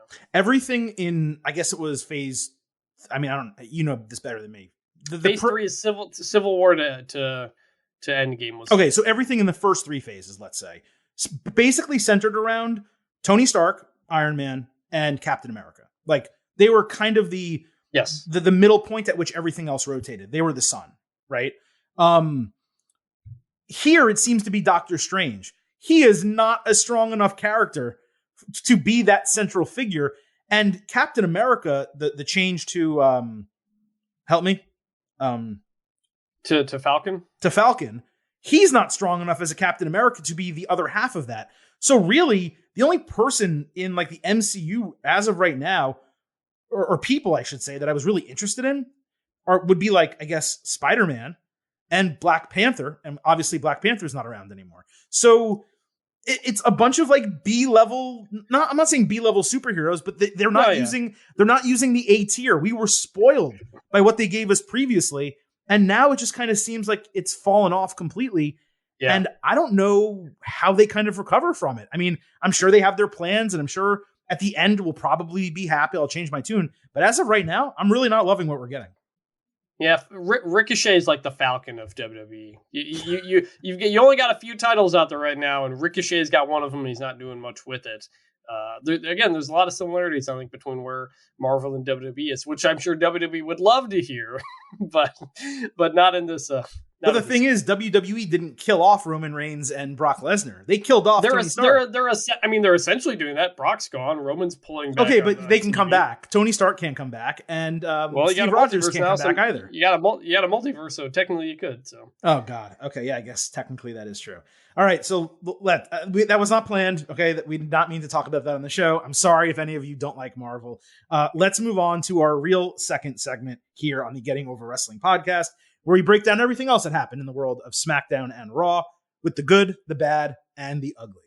Showing you the good, the bad, the ugly. When your money gets money and them days ain't sunny. We showing you the good, the bad, the ugly. And this is for the hood. You got to love me. So Cody Rhodes was promoted all show for a 10 p.m. appearance. Not a match, not practice, an appearance. Cody came out and said Seth Rollins was not in attendance. He questioned what exactly Rollins thought Rhodes stole from him and recounted Rollins' debut with the Shield, admitting that he was among those wrestlers who was sour about it in the back. As Rollins had success, Cody shared his path, going from Stardust to a Revolutionary. He said he realized he would never be the American Dream, so he embraced the nightmare. Cody suggested they put all of it on the line and play for keeps inside Hell in a Cell. Rollins was shown manically laughing backstage, even though, again, Cody said he wasn't there. Rollins said, anyone who has stepped inside Hell in a Cell with him has been changed forever. He can't wait to exploit all of Cody's insecurities before exposing him as a fraud. I loved the line about people stepping inside Hell in a Cell changing forever when they fight him, because it's absolutely true. We're not going to talk about the Fiend and everything that happened, but it is true. It is accurate. So overall, look, this was good, right? It was nothing that great. Cody's promo was a standard Cody promo. Rollins' promo was a standard Rollins promo. I do wish that they went into a little bit more of the minutia like Cody did, talking about how they interacted back in that time, and maybe Rollins holding him down, the Shield not wanting to work with Cody, the feud, the Rhodes family against the Shield, which is right there for the taking for them to address, that we thought they were really going to go deep into, and they haven't yet. So they're leaving a lot on the cutting room floor. But overall, it was good. They paid off him showing up at 10 p.m. It's one thing to promote a match for a certain time. Promoting an appearance for a certain time is very strange. And Kevin Owens live tweeted being in gorilla position as the countdown went on. He made fun of it. And then after the show, he said, next week, the countdown to Becky. You'll get Becky Lynch at 10 p.m. So I thought Kevin was actually funnier and more entertaining than what we got. But overall, it was good. There was nothing wrong with it. I missed the Kevin Owens stuff. I'm pulling it up now. His comment about countdown to Becky. He's wearing the ridiculous Becky Lynch sunglasses. Countdown to KO. This is funny. Kevin Owens, funny. We'll get into that later, but that's good. It remains remarkable every week just how all in WWE is with Cody. He's getting his own countdown to a promo graphics. And they're apparently going to be selling his neck tattoos or something like that moving forward. They are in love with this guy right now. And it's still just crazy to see, thinking of where things were a couple months ago. They've given you the time when Cody Rhodes is going to show up before for matches. And it seems to do pretty well based on the numbers at the time. So it makes sense to keep doing it. You may think it's corny or weird, but people are coming back to see Cody. The only thing I would have added to that was build it a little more during the show. I say this all the time, but show Cody Rhodes pulling into the arena and getting out of a limo or something, Right. or getting out of his car, and he comes out and they want to talk to him. He goes, "Nah, I'll say everything I need to say at 10 o'clock." And then just like a little bit more as opposed to just the graphic. Let this feel like a real moving world where things are going on that are not just on your camera at the time. I would have loved Cody walking backstage to Gorilla before the commercial break and Kevin Owens being there and like, oh, the countdown to Cody Rhodes. Here we go. Looks like Cody's coming. Like something like that, Yeah. like, tongue in cheek, and they're friends in real life. That would have been really funny. So yeah, there needed to be more elements to this, but for what it was totally fine. For what it was fine and good. And then Cody's promo again, like Cody's always going to cut these kinds of promos, but this is the exact kind of promo that fits with WWE. And it's the kind of promo that did not fit with AEW, which is why he got booed all the time. Yep. He is so good at engaging with the live crowd. He never looks at the hard cam when he's giving these promos. How many WWE promos do you see in the ring where it's someone just staring at the hard cam almost the whole time? He moves around. He makes motions to the crowd. He looks at the camera that's in the ring when he wants to get direct with you. It's so effective, and he just really has that down pat. And that's why the crowds get into it. Yep. And absolutely. so this worked. The only thing is, I still don't love the reason they're doing the Hell in a Cell. Again, he stomped him on the table. Like even Seth was like, "Oh, that wasn't that big of a deal." Like he did a wrestling move to him onto a table. It should have been Seth challenging Cody, maybe harassing him, and then Cody accepting and saying, "We're going to put it all on the line." Not saying you can do that all in this segment or this show, but just that's how I would have built a Hell in a Cell. Well, I looked at it as that Rollins. The way I looked at it is that Rollins, even though he was given a legitimate reason to want a rematch, with what happened at WrestleMania Backlash, and even what happened at WrestleMania being a surprise opponent, even though he had legitimate reasons to want a rematch, he didn't really have legitimate reasons to want Hell in a Cell. So they needed to create a reason for it to be inside Hell in a Cell. And I think Rollins attacking Cody after Cody had already beaten him twice, Cody believing Rollins didn't deserve it, therefore, as the babyface saying, look, let's just end this for good inside Hell in a Cell. I'm going to expose your ass. It was probably the tightest and quickest way for them to wrap it up and not extend it another week. Could they have done it now and then extended it to next week? Yes, but the problem is because there's no World Championship match at Hell in a Cell, they needed a big blockbuster match to announce for the card, and that's what they finally got. They want to promote, they want to sell tickets. That's why they had to do it this week. Yeah, makes sense. All right, moving on. Ronda Rousey came out on SmackDown to celebrate her women's title win in her normal, monotone type of voice. She said the fans probably want a fighting champion and she wants to be one. So she issued an open challenge on the spot. Raquel Rodriguez surprisingly answered. She towered over Rousey and accepted the challenge.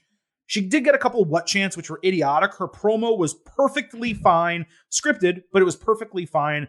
The what chants need to go away for good, especially when it's faces and WWE is trying to get people over. AEW is trying to get people over. Don't battle back against that. Allow them to talk. Anyway, so we get a SmackDown Women's Championship. Rousey, Rodriguez, Raquel dominated this entire match. She hit 2 fall-away slams and a senton-style Vader bomb for a 2. She missed a second attempt, and Rousey locked her in a standing guillotine, but Raquel powered out into a vertical suplex for a 2.5. Rousey hit a step-up knee, but Raquel countered Piper's Pit into a really strange, twisting slam for a near fall. Rodriguez went for the Chingona bomb. That's her finisher. Rousey failed to counter with an armbar. Rodriguez easily powered out of a standing ankle lock and hit a huge boot for a 2.9. It was a really good kick out from Ronda. And then Rousey finally countered a powerbomb by rolling through into a pinning combination for the 1, 2, 3 in 6 minutes. Rousey extended her hand after the bell. Rodriguez shook it. They got an ovation from the crowd. And then she mimicked, she's this close, put her fingers together. I almost beat you. Now, this, Chris, is how you get someone over. Again, I have to stress, Raquel dominated her in this match. There were a couple of odd parts. It was mostly strong. Rodriguez earned her bona fides. She looked like a real contender. Rousey winning without hitting a finisher or getting the submission, plus the way commentary sold Raquel all match, it further solidified the effort. I do wish it was a little bit longer, and I wish Raquel had a little bit more substance to her gimmick. The Big Mommy cool nickname from NXT would be great. They really should use it. But this was definitely good. I gave it 3 stars and a B-, but overall, I was really happy with what we got here. I'm happy. is what I am. This was the best thing on SmackDown or Raw. To me, without a doubt. Yeah, I mean, you laid it out. This is how you get somebody over. If you don't know anything about Raquel Rodriguez, because they barely told you anything, and she has only said a couple weird promos, you got it all here. I liked her little promo. I liked the move between Spanish and English. The only thing, she's still smiling a crazy amount. You pull back on that a little bit.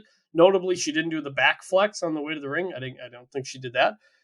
So they made a couple changes here. The match, perfectly fine, and enjoyed it. Raquel Rodriguez dominating it. Like, holy crap, I got to take this person seriously. Ronda had a great kick out after the big boot. She got that at the 2.99, maybe the best kick out Ronda's ever had. That for a quick second had me think, whoa. There was a quick second I thought Raquel Rodriguez was about to win because that's how good the kick out was. It ran through my head that, oh my God, Ronda's injured. They're putting the title on Raquel. Like a ticker, like a sports ticker. Like it went through my head and then out as soon as she kicked out. Yeah. You could make the case this may have been Ronda's best match ever. Not in terms of work rate, but in terms of the story it told and keeping you engaged. Maybe that's too far, but I loved everything about this. Compare this now with what they do with Gunther and what they do with Veer. Raquel Rodriguez is now so much more legitimate, interesting. I'm not going to say she's over, but so much more on the path to being over because of this segment. This was just tremendous. I cannot praise this whole segment enough. Forget Gunther and Veer because they're at least beating people live in the ring. Look at Ciampa. Like, they could have had Ciampa come out his first match and go toe-to-toe with Seth Rollins and put on an absolute banger. Yeah, Rollins would win because he had the Cody match coming up, but they still could have done that and said, wow, this is someone you really need to watch in the mid-card title thing. Instead, they've basically done nothing with him. Gunther and Veer, yeah, you make good points with them. Gunther really more so than Veer. They could have had Gunther come out and like really go to town against someone, but the difference is Gunther can't lose. Raquel Rodriguez losing isn't a big deal to Ronda Rousey. Gunther losing, unless it's to Roman Reigns, people would have been really pissed off about that. Sure, so, but you make a good point. Yeah. You make a good point that when you bring someone in that you want to be big, this is how you make them big. It was pitch perfect booking from WWE. It's very rare that we say that. Everything about this was perfect. It just was. This is the kind of thing AEW does a lot of, which is why their talent floor feels so much higher, because they make you feel like everybody should matter in some form. Right. Somebody can go one-on-one. John Silver can fight CM Punk, and they had a pretty good match with John Silver, somebody I got to pay attention to moving forward. Raquel Rodriguez is somebody you have to pay attention to moving forward. That is what they told you with that match. That's exactly what you're supposed to do. They did it with Wheeler Yuta. They did it with Danny Garcia. Mm-hmm. They've done it with numerous people. Sammy Guevara, before he got his big pushes, would take people go toe-to-toe with people. Yeah, I mean, it's AEW does do that well, and you're right. That makes their low card stronger than WWE's low card from a kayfabe perspective, and that's really important when you want to elevate people into the mid card, and then from the mid card into the main event. They've already been established because they're able to stand up to some of these people and not get beat in 2 minutes and 30 seconds. Anyway, let's keep rolling. Shotzi backstage told Pierce that Rodriguez beat her to the ring and took her title match. Aaliyah claimed Shotzi locked her in the locker room. They argued about getting a title shot. It was just great to see them both on screen. Like Aaliyah, not so much, but Shotzi really. And given it was an open challenge, sure, both theoretically could have gotten a title match here. I'd much prefer they earn it. This is basically nothing to grade, but I'll say good because, look, we got them on the damn screen. It seems like WWE is finally ready to feature some of the other women on SmackDown, Shotzi in particular. If they're not going to do the Sasha Banks and Naomi thing for this upcoming pay-per-view Hell in a Cell, I would love Shotzi to earn a number one contendership and fight Ronda Rousey for the title. She's someone who can get beaten without it being a big deal. She's experienced and talented. That would be awesome. So it's good that they got on screen. And I like that they did an open challenge and they had other people who didn't answer it pissed that someone else beat them to the ring. I really like that. Love this. Exactly what you said. Loved everything about it. Made sense. And Shotzi and Aaliyah were both serious about wanting to contend for the championship. An open challenge for the SmackDown Women's Championship. everybody should be running to try to get that spot. Right. So just like do something like this. Let us know that, hey, there were people trying to do this. Hey, Aaliyah is more than just happy to be here, as they always keep saying about her. She wants to win the championship. So great stuff. Moving on. A huge triple segment from Raw. We're going to do it all together for time. Liv Morgan promised backstage that Rhea Ripley would never get away with what she did to her. Los Lotharios tried to comfort her. She denied a kiss cam invitation as AJ Styles and Finn Balor shooed them off. Styles and Balor suggested they team up against Judgment Day. She hesitated and did not give a firm answer. So then we go to Judgment Day backstage. They cut a group promo. Edge called Ripley and Damian Priest his Saints of Fire. Saints of Fate is what they were. He said fans didn't need to be angry at the state of the world. They could just join Judgment Day, gain power, and decide for themselves. Edge suggested their battle could end with Styles joining them. If not, he would lay at their feet. So immediately after this, Liv makes her entrance, followed by Balor and Styles.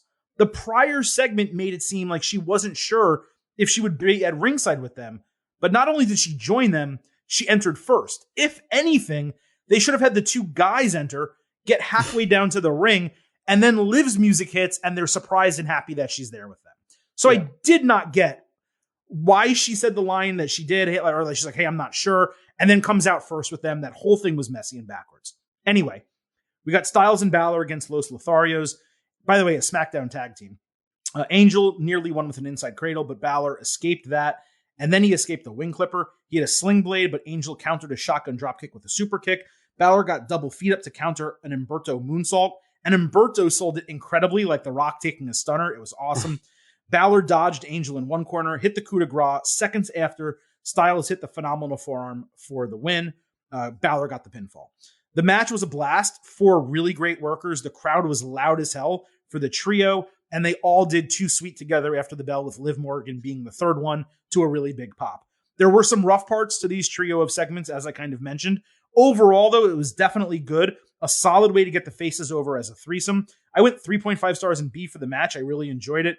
And I was just so legitimately happy to see these 3 people together, to see Balor involved in something meaningful, Balor and Styles together, and then Liv with 2 of the most over faces in the entire company. It really is a powerhouse group. It's going to elevate her.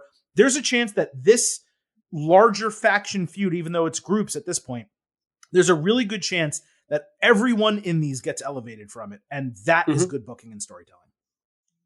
I always love when a random collection of faces team together to fight a stable faction team of heels. Like they all have a common purpose here, and it's to go after the Judgment Day. And so they team up. It makes perfect sense. Like you said, I think they're all elevated by it. People are into all 3 of these folks. And so putting them together only helps. The Judgment Day promo, kind of just whatever to me. It was, I did like the Edge tease of, hey, AJ, come join us. Because now that's something you'll just kind of keep in the back of your head a little bit. Like maybe AJ turns on them. But also continuing to say, hey, we're open. We're probably going to add more members here. So that keeps me interested moving forward. So just enjoyed everything about this. And we're at the point now where I do think everybody's starting to get elevated by all this. Agreed. Bobby Lashley fought Omos in a steel cage match. This opened Raw with Omos getting an introduction. Like he was a heavyweight boxer. It was just very effusive in its praise. MVP ranted for like 5 minutes. Cedric Alexander attacked Lashley during his entrance. The match officially started at 8:16 p.m. MVP tried to distract in the corner. Lashley got around Omos and hit a spear for a near fall. Lashley tried to climb out and fought Omos off. So Alexander climbed up the cage until Lashley threw him into the ring with one arm. Omos caught Lashley flying and threw him into the cage on one side. Omos then threw him into the other side of the cage. The panel collapsed. Lashley rolled out down the panel. He was dazed, confused, and then he realized all I need to do is step off this panel to get the win. So that's exactly what he did. You know, I don't necessarily mind if people clown that finish. Like, I totally get why people would hate it.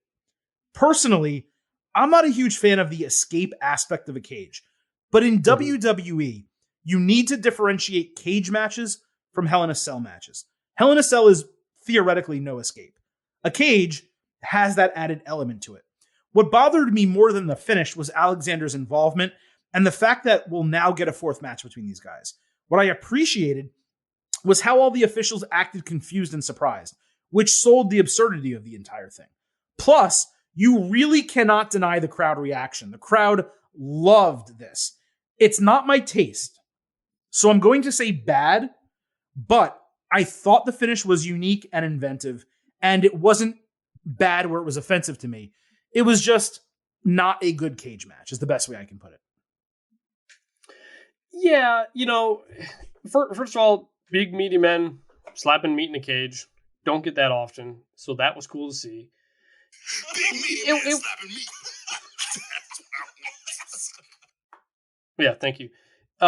It was not the best cage match, but it was fine. It was enjoyable. I'm giving this a light good. It was solid. It is the most viewed segment from Raw on the YouTube page by quite a bit.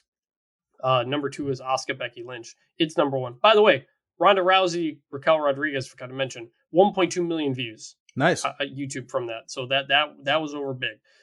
So yeah, the cage match was fine. There's not much to really break down. It was an inventive finish. I mostly just kind of wanted that to be the end of it. Like, that's a way to have Omos lose and him not look weak coming out of a feud and have him move on. I don't want a 4th match between these guys. So I don't know what's next, but for the cage match itself, I'll definitely give that a good. Okay, so we're on different sides there. I'm just happy they reinforced the ring post. That's all. Reinforce the ring post. The beat's gonna be flying tonight, gentlemen. So we got Alexa Bliss and Sonya. They should have reinforced the cage. That's the problem. That is true. We had Alexa Bliss and Sonya Deville. Sonya dominated early and tried to pull off a turnbuckle pad. The referee went to fix it when she hit a very bad spine buster on Bliss. He was late then to count the fall. Bliss came back with her punch and straight DDT, plus a flop cover for the win in 4 minutes. The finish kind of came out of nowhere. Bliss's cover was super strange, and I don't like her punch and DDT combination. Like, Twisted Bliss is a good finisher. She needs another good finisher. Those are just, they don't make sense for a woman her size. They just don't. Deville argued after the bell, slapped the referee. I like the Deville part of the story, but for Bliss to return and get 2 quick wins without any promos, without any character development, it's a travesty. She did have an awesome new theme that was kind of like female punk rock with lyrics. It really fits her well. But overall, I did think this was pretty bad. I'm giving it a bad. I did like the theme. I saw a lot of people on Twitter didn't like it. I think they just maybe didn't like change. I thought didn't like change. It was good, though. It was a good theme, yeah. The problem was we don't know who she is. Like, I don't know if Alexa Bliss has ever gone 2 appearances in a row without being on the mic. Like, she is one of the best character actresses on the whole roster. And so we go through the whole, every character, all the character work she's done, there's always been stuff behind it. She does the Fiend stuff for a long time. She's doing promos every week. She's by herself doing the Lily thing. She's doing therapy. Like, they've put so much work into her as a character for her to make 2 straight appearances with no explanation of what she's doing, why she's here, and her to just be smiling and being here. It's incredibly weird and a disservice to her because she's incredibly talented. I know there were reports a few weeks back of they didn't know what to do with her, and I still don't know if they know what they're doing with her. I think it's possible they just brought her back and she's just doing matches and they'll figure it out at some point. I don't know. It's weird. That is definitely a possibility. They're using her for a spot and like aren't sure about a storyline, so they don't want her cutting a promo. But she could easily backstage do, hey, it feels great to be back. I came back. I wasn't successful at Elimination Chamber, but I'm really going to be going after the Raw Women's Championship. And Sonya Deville walks up and says, "You got lucky last week. I wasn't prepared. Let's fight again." As simple as that is a little bit more. It's something more meat. It's more meat to chew on. And instead we just got nothing. And yeah, I'm never going to give something good if it's that basic. It just doesn't make any sense. So let's keep going. Kevin Owens and Chad Gable did their hilarious back and forth backstage about the DNA test. KO read the results, and the lab said they were contaminated by barbecue sauce. Otis was apparently eating ribs that night, so Owens got mad at him for doing that. Gable promised to beat the truth out of Elias on Raw and then fully expose him with Ancestry DNA or something like that on next week's show. So we got Ezekiel versus Gable. KO was on commentary. He did take a lot of the air out of the match because he was so incredibly entertaining on the mic the entire time. Mhm. Otis leveled Zeke behind the referee's back outside. Gable jumped off the top rope, but Zeke hit a lifted knee for a near fall. Gable then hit a moonsault for a near fall. Zeke did a donkey kick and a splash on Gable, knocked Otis off the apron with a lifted knee, and caught Gable in a granny roll for the win. This was easily, I think, the best match of Elias's career to this point. I mean, it's because Gable was in it. Ezekiel. Yeah, his younger brother. Sorry. Yes. But nevertheless, it was easily the best match of this family's wrestling career. At least that I can remember, is what I would say. The double segment may have been the best thing on Raw. KO was just straight up hilarious the entire time. Such good shit. Yeah, and look, I say it every week. Would you like to see Kevin Owens in a more high-profile spot coming off of main eventing one night of WrestleMania? Yes. But that doesn't mean you can't enjoy what he's doing. And he is having a hell of a time doing this. Him and Chad Gable are incredible together. Him on commentary during the match, probably a bit much, but I loved it. I loved the line where he said, I lived near Elias's parents in Orlando, and they never said that they had another kid. He says to Byron, he goes, Byron, if that even is your real name, which it's not, his real name is Brian. So I just, this whole thing was funny. Again, look, you can just do funny bits. And if they're funny and they land, it's all it needs to be. That's what it is every week. Great stuff. That's true. On SmackDown, we had Kofi Kingston against Butch. Kofi hit the SOS late for a 2.9. Sheamus got Butch going with a fight night chant. He had an enziguri. Kofi caught him with a double stomp. Ridge Holland jumped on the ring apron. Sheamus took him down with a bro kick. Kingston knocked Sheamus off the apron, and Butch took advantage of the distraction with bitter end for the win in 8 minutes. Then Butch jumped over the barricade and ran up into the stairs into the Vom. Then he came back down at the top of the stage and celebrated with the Eastie Boys. I don't necessarily mind Butch beating a former WWE champion. I do mind commentary not making a bigger deal of it after the bell. They did mention Kofi's resume before the match, but for Butch to win and hit his finisher, Pat McAfee didn't know what it was, the finisher, even though Butch was in his group in NXT and has always used bitter end. That was weird also. The wrestling was strong, as could be expected with these two, but this feud is completely wearing on me. The heels won a tables match last week, and they had the numbers advantage. What else is there to do here? This just needs to end. I'm totally done with it. I'm going to say good because of the action and Butch getting a win over Kofi, and it was also protecting Kofi because of Sheamus and Ridge Holland interfering. But nevertheless, this just needs to end. I don't care about this at all. And that has nothing to do with the guys involved, who are all extremely talented, put on a perfectly fine match. I just don't care anymore. There's nothing going on. They're just fighting every week, and that's it. Nothing's changing. They do a tables match. I think we said last week, that should be the end of it now. It's not the end of it. They're just continuing to do nothing. I don't care. I guess I'm going to give it a bad, but that's not really the fault of any of them. I just don't care about this at all. Okay. I think it's a little unfair, but that's fine. So Mustafa Ali fought Veer Mahan on Raw, but that was not the originally scheduled match. It was supposed to be Ali against Theory in a non-title match that was not a championship contenders match, which didn't make any sense. So Theory comes down, he cuts a promo, first saying he wants to ensure it's fairly contested.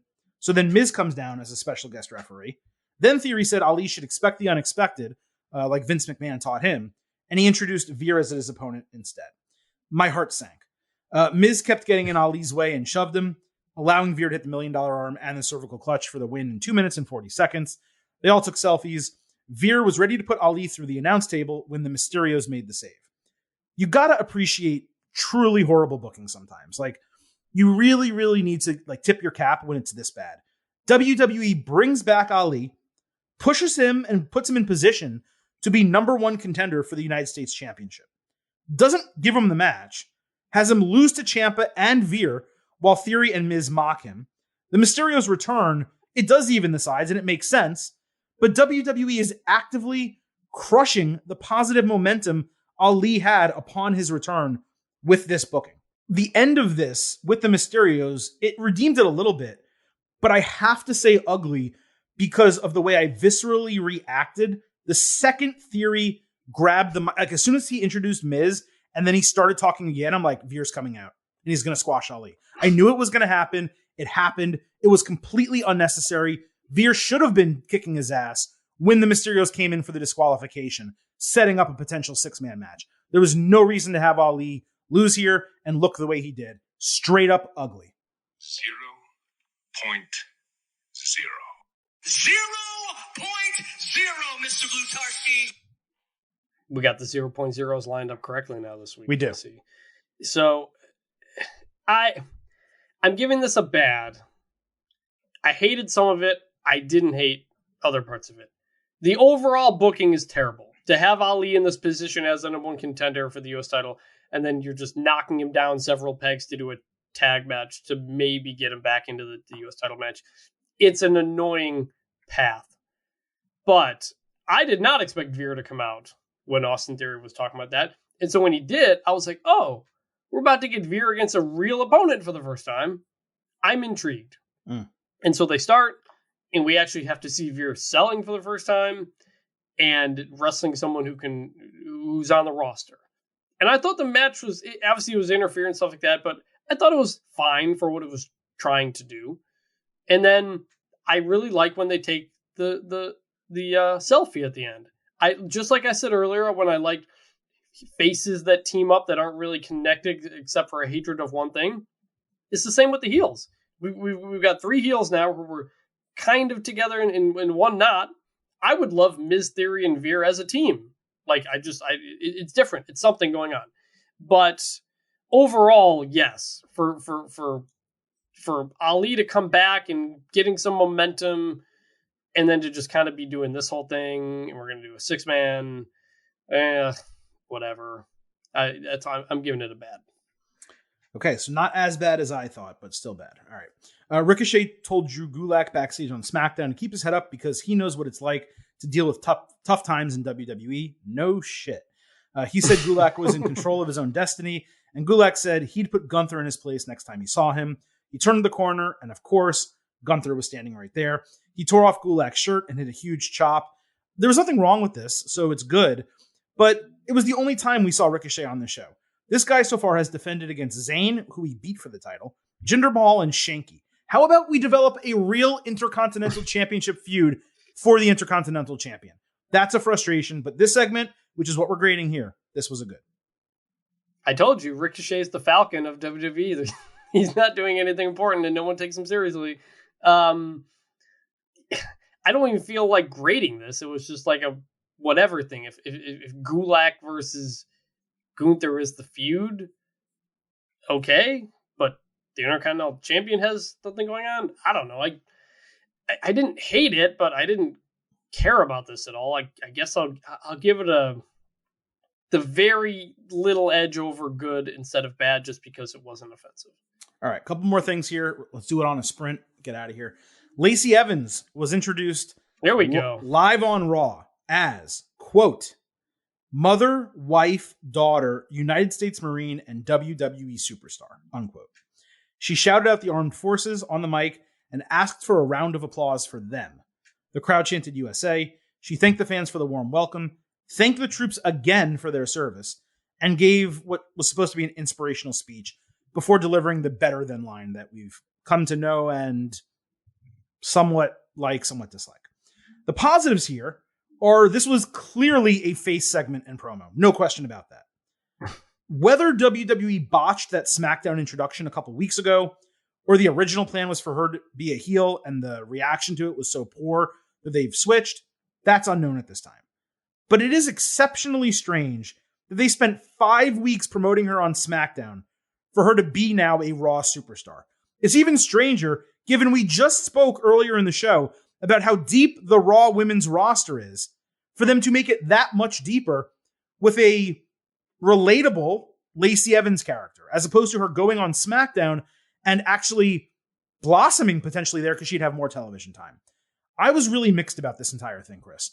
On one hand, the promo was a total eye roll with Lacey trying to get cheap pop after cheap pop. It was so indulgent. But on the other hand, she actually sounded like a normal human being, maybe for the first time in her entire WWE career. So I'm going to surprise myself and say good here. But I'm warning everyone. This is a warning for the future. If we get the same over-the-top shit again, it will be an automatic bad. For this one time, because they seem to go away from the heel stuff, they let her talk. She seemed kind of normal. The presentation was solid. She got a solid reaction. I'm going to say good, but really, when we talk about tentative goods on this show, this is a tentative good. I can't believe this is something you're giving a good after shitting on this whole thing for weeks. Because I judge the individual segment, not the overall. I know, but this didn't build on anything. It didn't provide anything new. It just brought more confusion after what happened in the previous. See, I disagree. I think it clarified. That's why I'm giving it a good, because it clarified for me. No, the next time will be clarification. She's gone face, maybe heel, face. We need 2 in a row to fully understand what this is. But yeah, it was incredibly self-indulgent promo. Give a hand for the troops like 3 times. Like, okay, nothing happened. She didn't do anything. Like, I much preferred the pre-tape promos where she gave us her story. Oh God, those are so much worse than this. No, it was too many of them, and they were over the top sometimes. But they at least told us something. Something happened, so I connected with Lacey Evans because she went through something terrible, and I felt bad for her. It's something. Didn't have to like it, but it's something. This was nothing. I'm giving this a bad, and this is someone who liked those Lacey Evans promos. She just got to do something now. We're going on a month and a half plus of this, and we have no idea what she's doing. She's now made 2 live appearances with 0 opponents showing up. Like, they clearly switched at the last second and said, nah, we're not going to do SmackDown, we're going to do Raw. So now they got to, like, have some sort of plan with her. What's next? Like, you told us the Lacey Evans story. You got people behind her. Now let's do something with it. This is 2 times in a row that they haven't done anything with it. So I'm giving it a bad, actually. Okay, no, that's fine. I think we're saying similar things. We're just on opposite ends of like what we appreciate about it. I think it clarified things. If she comes out next week and is a babyface and wrestles and wins and doesn't do the same type of promo, I'm going to be fine with it. But if every single time we see Lacey Evans, she's like, she wins a match, grabs a mic, thank you all for your support. Now let's cheer for the troops. Like, I'm going to be, I already am out on this, by the way. I'm out on Lacey Evans. I'm just talking about the segment that was good. But I'm going to be so freaking critical of it if this is what we're going to get every single time. But if this was just like, we botched her reintroduction, we gave it a week, and then we did a reintroduction here the right way, the way we wanted to do it. If that's what it was, I'm just going to give them like, all right, you know what? It was fine. Let's move on and see what happens. So it's like the complete opposite of Alexa Bliss, who's there wrestling for no explanation. Lacey Evans' only explanation with no wrestling. Right, exactly. And by the way, one of them should be on SmackDown, at least, if not both. By the way. All right, 2 more things. Let's do these quick. Madcap Moss on SmackDown kept insulting Happy Corbin during an in-ring interview. Hardly got any reaction. He said his WWE career was just getting started. Corbin attacked him, wrapped a chair around his neck, and slammed it shut with the Andre the Giant Memorial Battle Royal Trophy. This thing legitimately closed around his neck. It looked gnarly. Moss got stretchered out.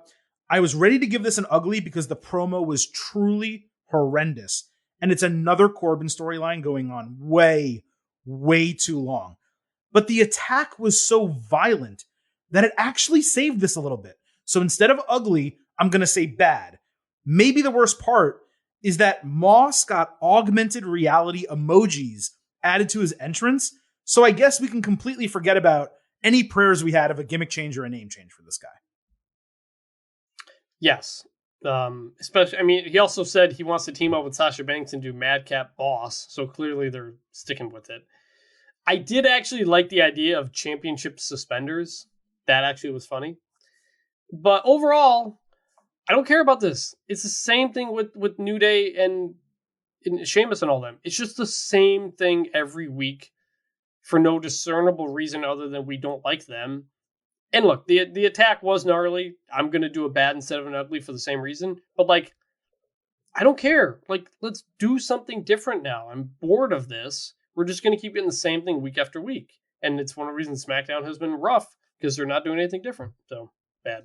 And then lastly, there were some more backstage 24/7 shenanigans on Raw, with divorces, R-Truth wanting the title. Dana Brooke accidentally ran into Carmella, who tore her down verbally. Dana said the last time Ella was relevant was with James Ellsworth around, which is a pretty good line. She also made some remark about Graves. R-Truth ran up looking for Dana. Mella promised to help him. win the title back as long as she gets Brooke when the time is right. This whole thing was messy. It's not even worth our time discussing further.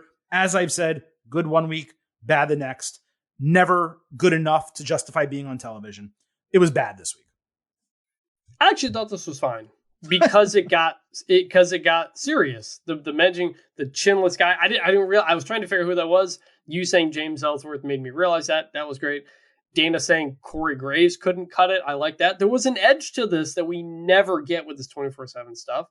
So look, again, it's not much of anything, but I was interested, and they teased something down the line of like, hey, truth, I want Dana Brooke at some point. So like, it set some things up. So I'm going to give it a light good.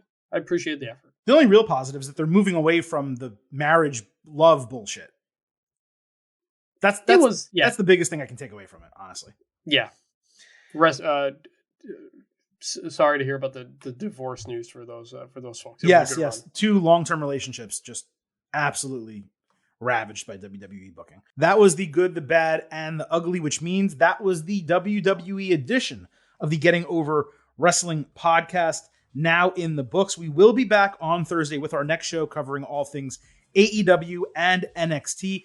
As Chris mentioned earlier, there is some news out there about MJF and a contract dispute with AEW. That is big news in its own right. Something that makes it a little bit different is his contract doesn't expire for 2 years. So we can talk about it theoretically every single episode for the next 2 years if he doesn't re-sign. And it's pretty much going to be the exact same thing for, multiple episodes of this podcast. But because we have not yet discussed it, we will talk about it for the first time on Thursday. We'll go over the reporting on MJF situation, the reporting on Tony Khan, and my thoughts on what AEW and Tony Khan need to do for him if they want to retain MJF. And if you want a little spoiler alert on that, you can check our Twitter feed at Getting Overcast, where I believe it was on Saturday or Sunday, I went off on a little bit of a mini rant about this very situation. So don't forget, join us on Thursday when we talk AEW and NXT. Do not forget to join us same bat time, same bat channel 1 week from now for our next WWE edition of the Getting Over Wrestling podcast. Don't forget to follow us on Twitter at Getting Overcast. And please do not forget that this show, Getting Over. So head on over to Apple Podcasts and Spotify. Leave a 5-star rating on Apple. Also leave a review. Let people know why you listen to the show, why you subscribe, and why they should listen as well. Thank you all for listening. Thanks again to Vintage Chris Benini for joining me. With all of that now said, the Silver King is going to leave you with just 3 final words. Bye for now.